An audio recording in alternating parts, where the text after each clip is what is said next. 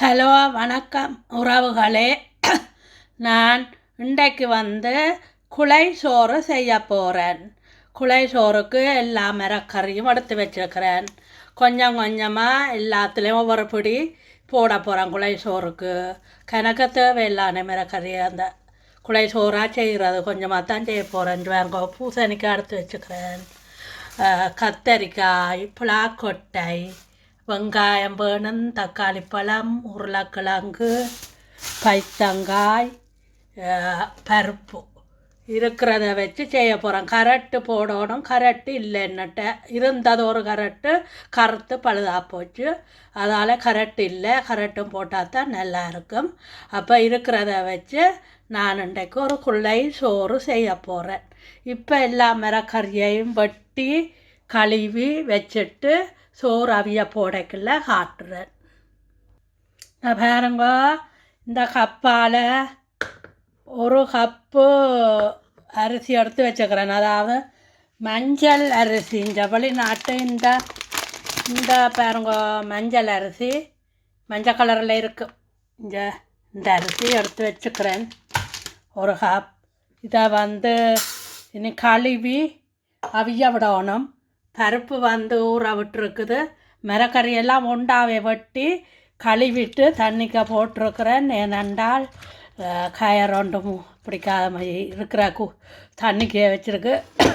நான் இந்த அரிசியை கழுவி போட்டு அடுப்பில் அவிய வைக்கணும். இது ஒரு 8 to 10 நிமிஷம் அவிஞ்ச அப்புறம் தான் மிரக்கறியெல்லாம் மிரக்கறியலை அதுக்கு போடுவேன். ஏனண்டா முதல்ல போடக்கூடாது, கரைஞ்சுவோம். அவிஞ்சு அரிசி அவிய லேட் ஆகும்.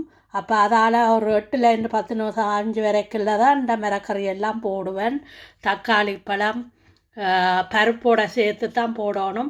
வெங்காயமும் இதோட வெட்டி போடுவேன். மிரக்கறியோட உள்ளியும் போடுவேன். உள்ளி என்ன எடுத்து வெட்டையெல்லாம் உள்ளியெல்லாம் சேர்த்து பச்சை மிளகாய் வெங்காயமெல்லாம் மிரக்கறியோடு போடுவேன். இப்போ அரிசியை கழுவி அவிய வைப்பேன். இந்த பாருங்க, கொதித்த சுடு தண்ணி விடுறேன். அரிசிக்கு அளவாக விட்டுக்கொள்கிறேன். பிறகு காணாட்டி நாங்கள் சுடு தண்ணி விட்டுக்கொள்ளலாம்.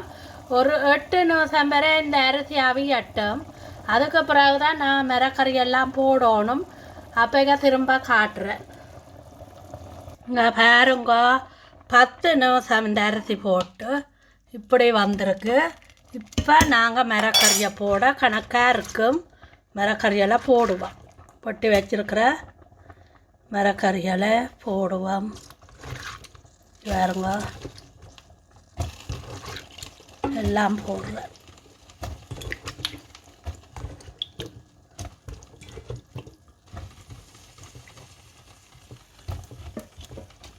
போட்டுட்டேன்.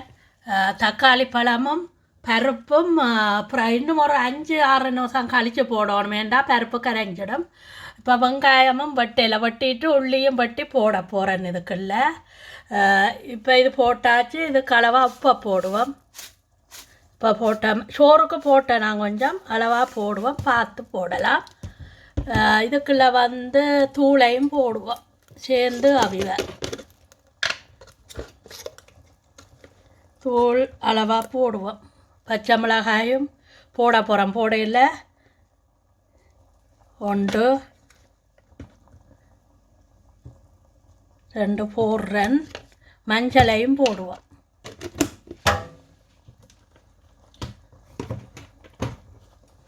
மஞ்சள் கொஞ்சம் போடுவோம். மஞ்சள் போட்டாச்சு. இப்போ பச்சை மிளகாய் உள்ளியும் வெங்காயமும் வட்டி போட போகிறேன்.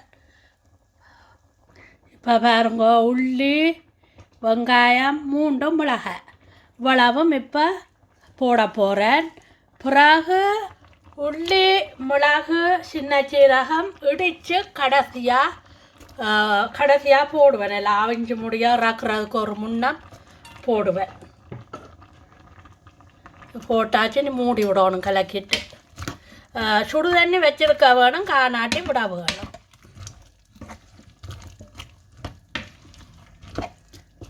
குலை சோறு அவியுது. மூடி விடுவேன்.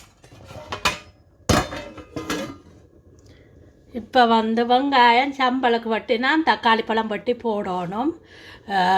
மற்றது தாளிக்க வேணும். தாளித்து வெந்து இந்த சோத்துக்குள்ளே போடணும். பழப்புளி கொஞ்சம் கரைச்சி விடணும். பருப்பு ஊற வச்சுக்கிறேன். இனி கழுவ போகிறேன். கழுவி போட்டு 5-6 நிமிஷம் போக பருப்பும் தக்காளி பழமும் வட்டி போட போகிறேன் உண்டா.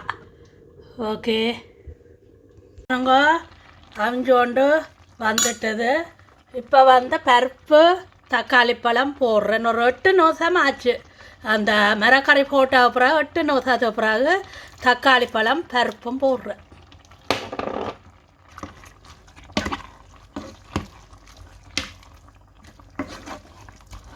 அப்போ தான் பருப்பு கரைஞ்சிடும் முதல் போட்டால். இப்போ போட கணக்காக வரும் அவிஞ்சு.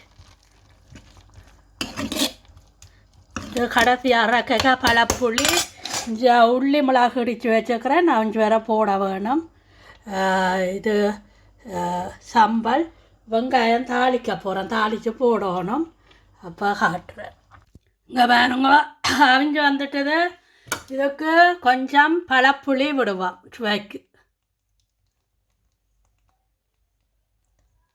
சுவைக்கு கொஞ்சம் பழப்புளி இந்த கையால் விடணும் பாரன்.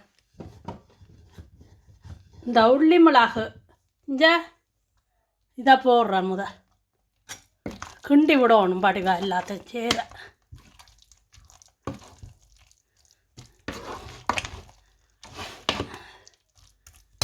சேர்ந்துட்டு இந்த தாளித்து வச்சுக்கிறேன். இதையும் கொட்டி விடுவேன்.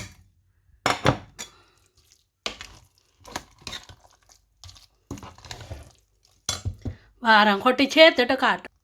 இங்கே பாருங்க குலை சாதம் ரெடி. இந்த பெட்டி பாலில் ஒரு கொஞ்சம் சொட்டு விட்றேன். இங்கே பாருங்க ஒரு சொட்டு தான். இங்கே காணும் பழமும் வடிவாக கிண்டிட்டு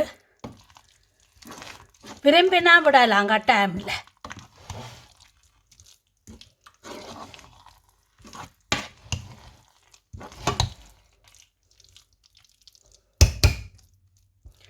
நல்லா குறைச்சி விட்டுட்டேன் அடுப்பை.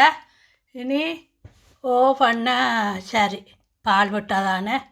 அப்போ பண்ண சரி சம்பல் செய்து வச்சுருக்கு. தயிர் விடணும். இது வந்து மிளகா பொரிச்சிருக்கு, அப்பளம் பொரிச்சிருக்கு. இதுதான் இன்றைக்கு எங்களுடைய குலை சாதகம். குலை சோறு. குலை சாதம் என்று சொல்லலாம். குலை சோறு கரெக்ட் ஒன்று போடையில் மற்றும்படி. ஓகே சாப்பிட்டு பார்த்தேன். கொஞ்சம் வேலை நல்ல டேஸ்ட்டாக வந்திருக்குது. இதுதான். அப்போ இந்த வீடியோ உங்களுக்கு பிடித்திருக்கும் என்று நினைக்கிறேன். பிடித்திருந்தால் லைக் பண்ணுங்கோ, சப்ஸ்கிரைப் பண்ணுங்கோ, கமெண்ட்ஸ் எழுதுங்கோ. மீண்டும் இன்னும் ஒரு வீடியோவில் சந்திக்கும் வரை வணக்கம் கூறி விடை பெறுகிறேன். Okay bye.